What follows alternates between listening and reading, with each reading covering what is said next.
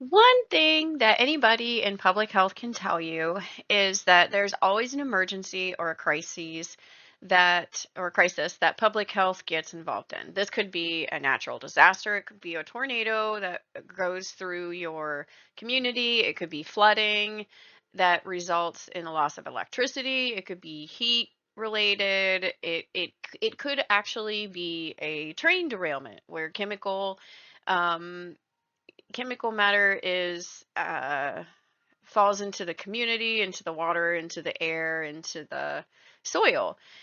So it's really important that we give you a little idea of what public health nursing might do outside of your day job. Because I will tell you that when it comes to a public health emergency, it usually involves everybody at the health department doing things that are outside of the norm of their daily activities.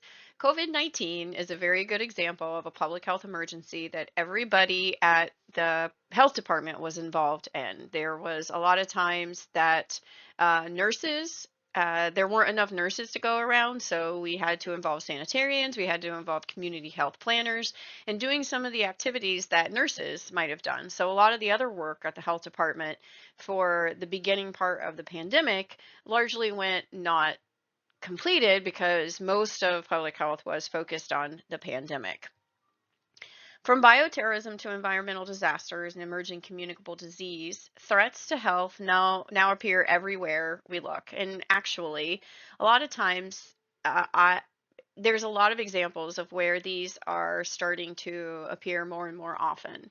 As the world shrinks because of globalization, we find ourselves seeing more and more exposure to communicable diseases like Ebola from other countries. Additionally, because of vaccine hesitancy, we're seeing more measles outbreaks because the United States as a whole is not totally vaccinated against measles. There are pockets of populations that aren't vaccinated against measles. In addition, I know that we've talked about climate change and environmental health, but climate change is really changing some of our patterns of natural disasters, and there's more flooding or there's droughts in areas where there might not have been.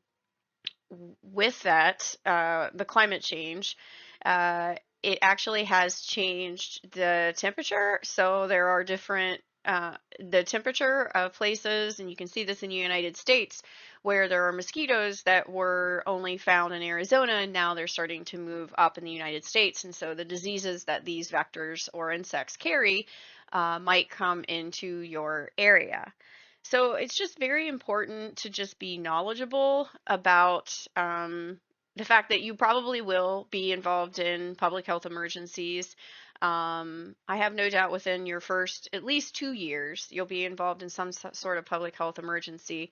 And so it's just really important to understand some of the context and some of the vocabulary, some of the systems and processes that you may use when you do get involved in these emergencies and crises.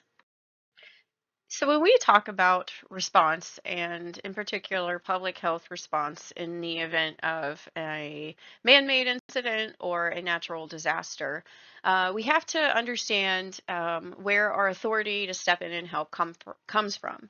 It actually, the groundwork for this was laid in the Constitution and the preamble when it says, "We, the people of the United States, in order to form a more perfect union, establish justice, ensure domestic tranquility."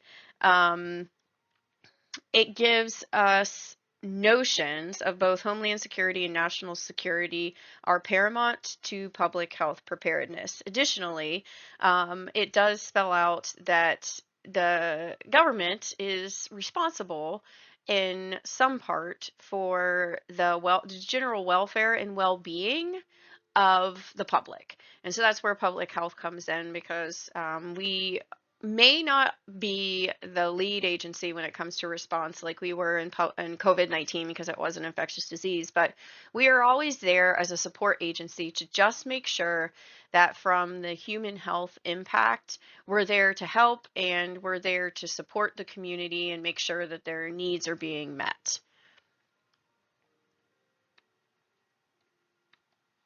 Homeland defense is actually a component of homeland security. Defense is the protection of U.S. sovereignty, territory, domestic population, and critical defense infrastructure against external threats and aggression. Broadly, it really means everything from national missile defense to critical infrastructure protection. The concepts of preparedness and response, however, are typically included in that security and not necessarily in the defense. So we would actually be more in that homeland and national security and part of that critical infrastructure. When we talk about public health preparedness, like homeland security, it's a term that represents concerns and actions that have occurred throughout history. The term itself, however, in the field devoted to thinking about it, preparing for it, and mobilizing resources to respond to public health emergencies, is actually pretty new. Um, it has been defined as a combination of comprehensive planning, infrastructure building, capacity building, communication training, and evaluation that increase public health response effectiveness, efficiency, and response to infectious disease outbreaks, bioterrorism, and emerging health threats. There are specific events that preparedness and public health get involved in. This is the intentional or accidental release of chemical, biological, radiological, or nuclear agents, natural epidemics or pandemics, which may involve a novel or emerging infectious disease or a re-emerging agent, previously controlled disease, or occur in areas with limited infrastructure or resources, like our developing nations. Natural disasters such as hurricanes, earthquakes, floods, or fires, and man-made environmental disasters like oil spills. So the responsibility of preparedness, planning, and public health in terms of a public health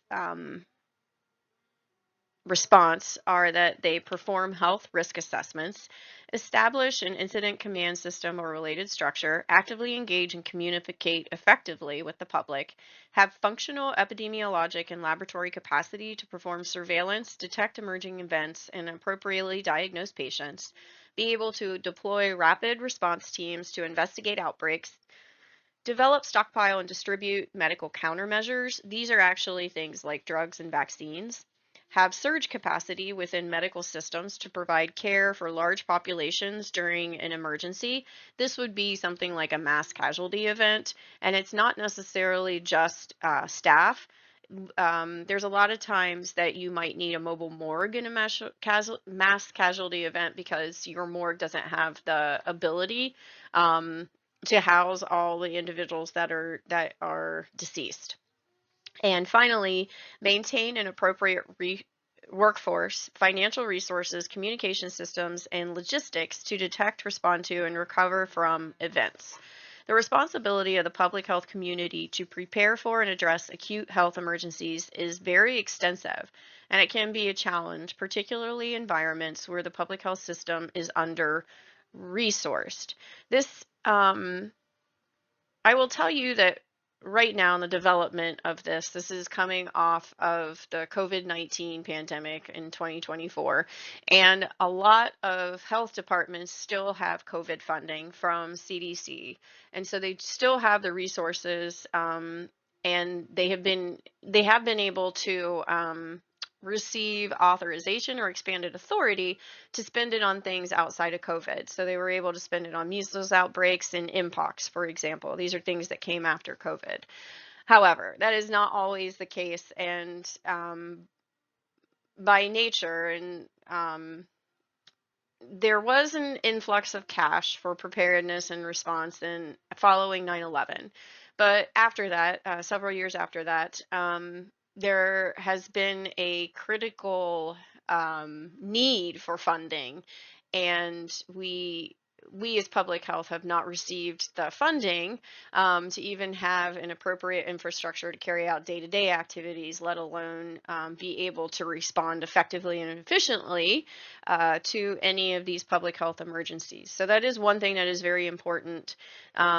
In order to be able to respond, we need to have the resources, both people, training, systems, personnel, and equipment that are needed for the particular event. So some examples of threats to public health include toxic chemicals. This can actually be chemical warfare that's used to kill either humans or plants or animals. Things like pesticides, or mustard gas, chlorine gas, sarin.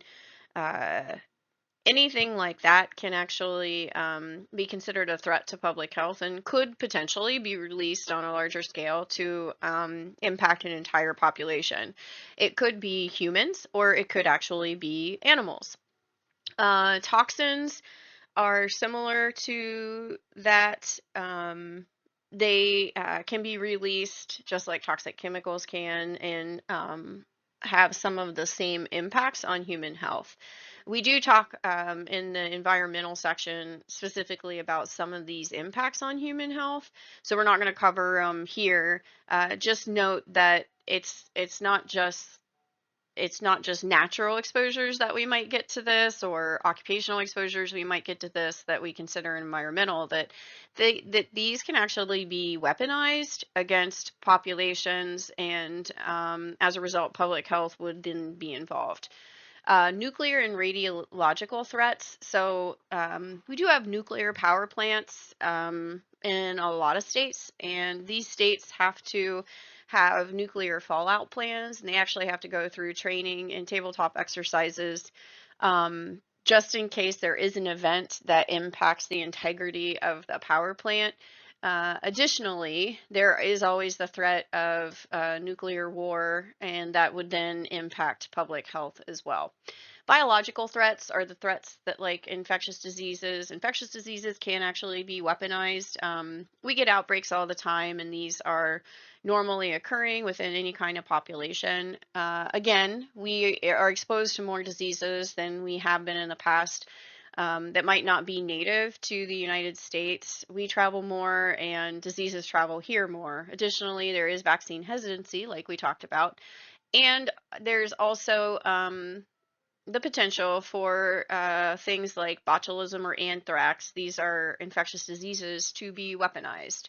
Um, Natural disasters include things like wildfires. They include tornadoes, flooding, hurricanes, tsunamis, earthquakes, anything that just naturally occurs, that might impact a community. Public health usually gets involved. The United States Public Health Service does deploy to a lot of these events to help and to support. They're a public health unit, that they're the Commission Corps. They actually sit under the Surgeon General, and they do deploy to things like hurricanes, to help people, to help with patient care, to help with public health, and then a lot of times they stick around for recovery while the community is trying to recover. Extreme weather, we're seeing this a lot more right now. Extreme weather is extreme heat or extreme cold.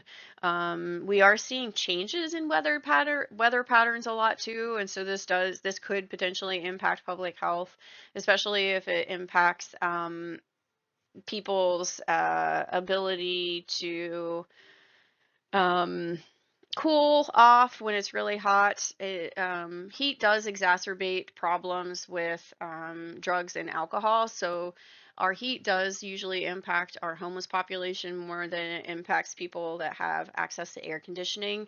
And when we do have really, really cold weather, things like drugs and alcohol actually impact our cognitive ability to be aware of temperatures dropping below safety. So again, our homeless population, if they are using drugs and alcohol, are more prone to severe complications. Loss of utilities can actually happen with a number of these things, like extreme weather, natural disasters, nuclear or radiological threats. You could have a loss of utilities, but you always need to think about this, because when we lose electricity, we lose water. There could be the chance of another thing happening, like an infectious disease outbreak. People don't have the ability to breathe because they breathe on a machine. There's just a lot of things that you need to think about when we lose electricity. We lose the ability to communicate, or we lose water. And environmental incidents are things like train derailments where the train was carrying toxic chemicals, like oil spills, industrial fires. So these are things that are considered man-made incidents that might bring about some exposure to toxic chemicals, toxins, some of these other things that we've already talked about. So everybody is aware of 9/11 and what occurred on the date of 9/11, and this is when the United States was attacked by terrorists. And as a result of 9/11, there was actually funding put into the public health system.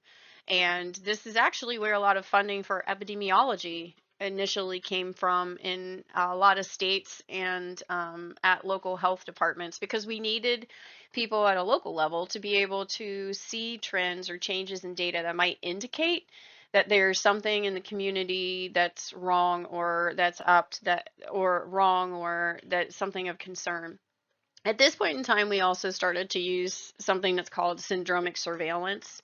Initially, a syndromic surveillance was set up in the United States in order to watch for um, agents of concern. So if a lot of people were reporting to the hospital with chief complaint that matched botulism, that matched anthrax, that matched certain chemical exposures, this is a real-time system that reports. There's a 15-minute lag, but it reports any anomalies. So there's baseline. People will report normally with certain symptoms that might match some of these things, but there's algorithms figured out and thresholds set that if there is an increase, it alerts the local and state health authorities immediately, so that they can go into action and start investigating to see if there is potentially bioterrorism happening, or if there is something of concern that's not natural within the environment. We have been able to increase the use of syndromic surveillance since 9/11, and it's largely not really used for that anymore, but that was the initial use for it, and what got the funding and what got most hospitals on board in terms of syndromic surveillance. Prior to 9/11, most of our planning for response in public health all had to do with natural disasters.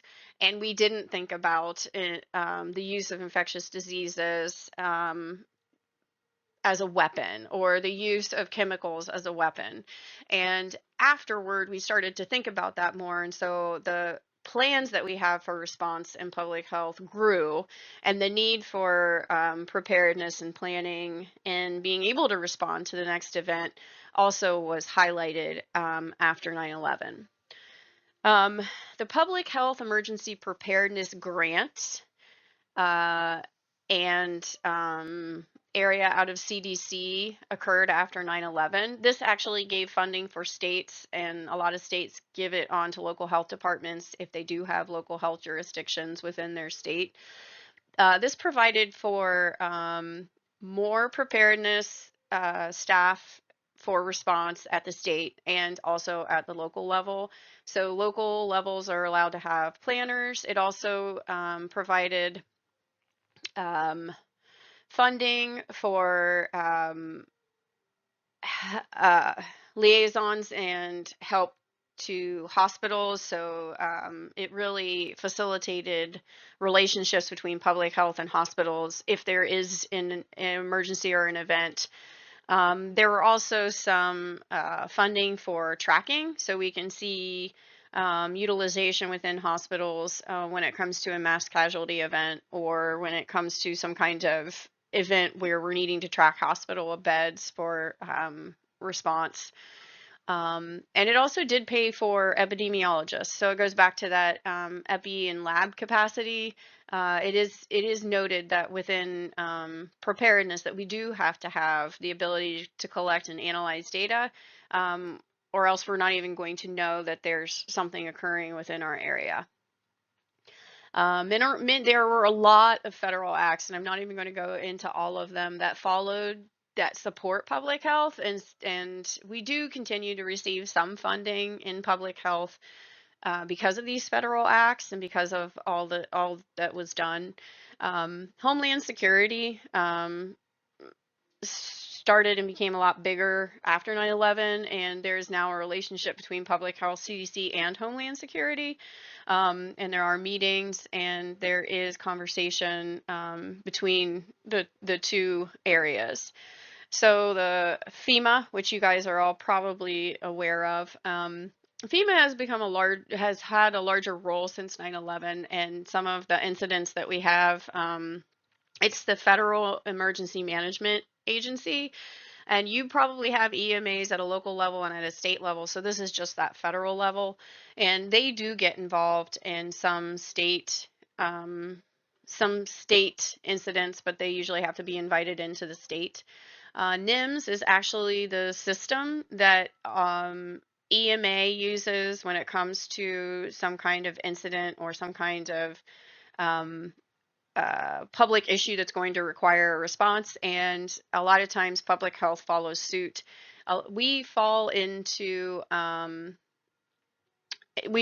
that structure, and sometimes we also end up implementing our own ICS, which is Incident Command System. You're likely going to have to take NIMS courses if you get a job in public health, because we all do. Um, they're online, it's easy training, but it's just to give you an idea of what you need to do and think about when it comes to a response. So NIMS actually stands for the National Incident Management System, and that's where ICS and all the structures and functional groups all the information about that sits within that system. And there are 15 emergency support function groups, and public health actually sits in 8. So when you do have an incident, your emergency operations center is going to stand up. And if you're at a state or a local level, there's likely going to be representation from a bunch of different areas, like electric or utilities. Red Cross might be there. Department of Transportation might be there. Healthcare might be there. There may be a whole bunch of different players at the table, and they all sort of fall into different support function groups. So public health sits in 8, and so you'll be with all the other entities that go to support health. So biosecurity is something that you probably also need to know about. It's a set of practices that prevent the spread of harmful organisms like viruses, bacteria, fungus, parasites to people, animals, and crops. Biosecurity does involve preparedness. Mainly the reason for this is because at any time these agents, if somebody were to get a hold of them, could be weaponized, and it could turn into something really bad for our community. The practices include structural biosecurity, which is construction and maintenance of facilities, operational biosecurity, which are the practices and procedures. We have to think about how we haul things. If equipment is shared, we have to think about the disposal and cleaning and disinfection. So all this is actually really, really important, and it gets more important when we have flu in a poultry factory, or we have flu in cows, because flu is a zoonotic disease, so it can jump from one species to another. So we have avian flu, we have swine flu. So there's always the potential that the virus can mutate and then infect humans. It's not a big deal if it infects one human, or if there's a flock that infects 2 or 3 humans, as long as the human got it directly from the bird.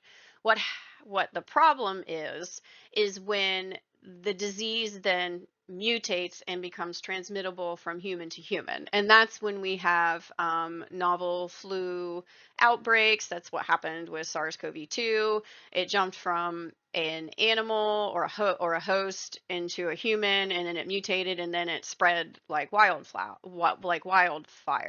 And the reason why it's such a concern is because we don't have antibodies to, we didn't have antibodies to SARS-CoV-2 of this nature. We don't usually have antibodies to the newest and most novel flu, and it's not usually included in the vaccine. And when I talk about BSL, that's just the structure. And when we talk about some of the things that we have to think about in terms of biosecurity. So BSL, there's just different levels. Different diseases require different BSL levels. The more transmittable a disease is, you might have to have like a capper on, and it might have to be in a hood. And the less transmittable diseases, you might just have to wear gloves. So all these are different biosafety levels, and it's what lab technicians and healthcare workers and public health have to make sure that they do if they're going into an area with this disease or if they're doing testing of the disease. So select agents are the agents that are identified by the FBI as what are known as select agents.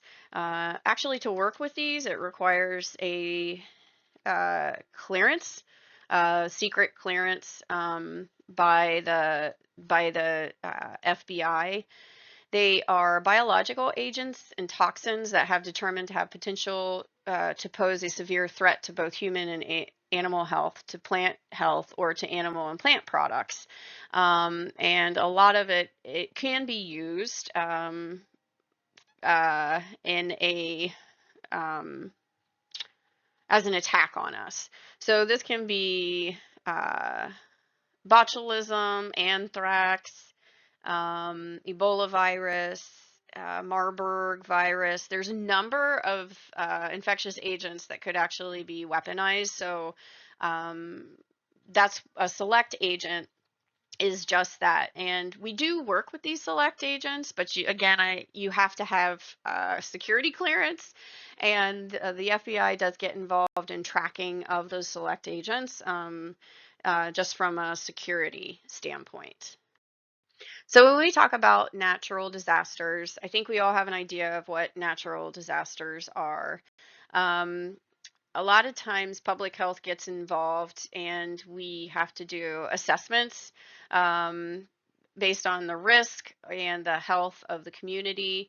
A lot of times we're trying to do things just to prevent injury. We might be looking at things like our poison control center data or our syndromic surveillance data to get an idea of who's going to the hospital or who's got concerns about something.